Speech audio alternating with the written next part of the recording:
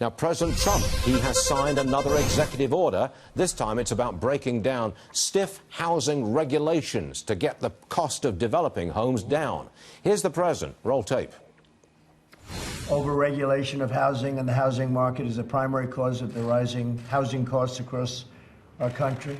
Nationwide, it's estimated that the regulations account for more than 25% of the cost of a new home. Think of that. So regulation and unnecessary regulation is 25% the cost of a new home. As a result, the supply of affordable housing cannot keep up with demand today.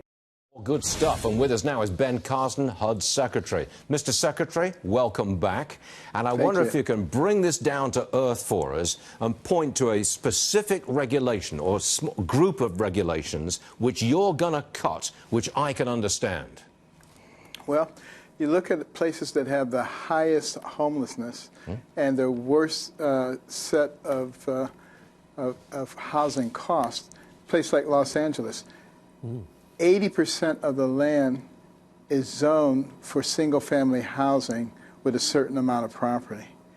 You couple that with some of the other regulations, like the need for, it's not a need, it's a requirement now for, solar panels and new constructions.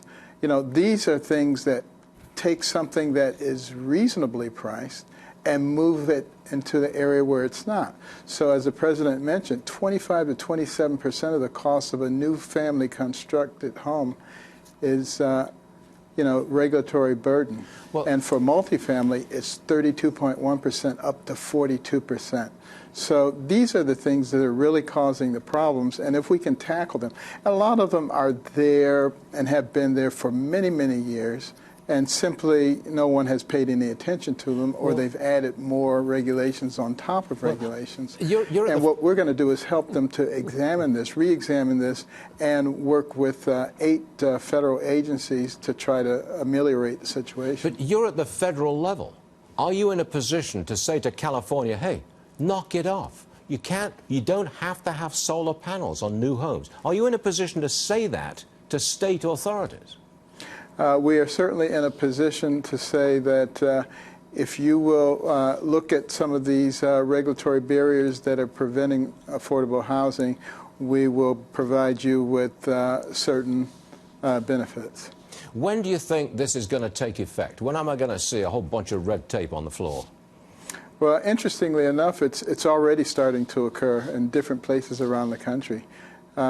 Seattle, for instance, has a new program called the Block Program, in which they have required a tiny house to be built in each block, residential block.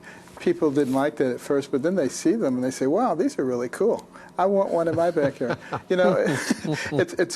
NIMBYism is largely a result of people not having the information and thinking that the government still builds these large monstrosities with no forethought or afterthought. We don't do that anymore. It's public-private partnerships. It's mixed income. It's integration with the culture of the area.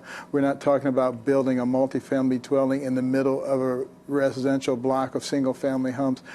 People have these misconceptions. That's not happening at all.